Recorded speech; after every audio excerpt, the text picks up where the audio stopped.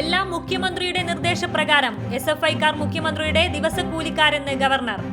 ഗവർണർക്ക് Z+ category സുരക്ഷയൊരുക്കുമെന്ന് കേന്ദ്രം.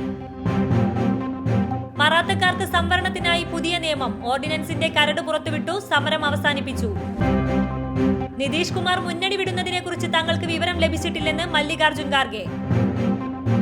India മുന്നണിയിലെ കക്ഷികൾ ഒന്നിക്കണം. കാവി പാർട്ടിയെ രാജ്യത്തൊട്ടാകെ പരാജയപ്പെടുത്തണമെന്ന് MK സ്റ്റാലിൻ.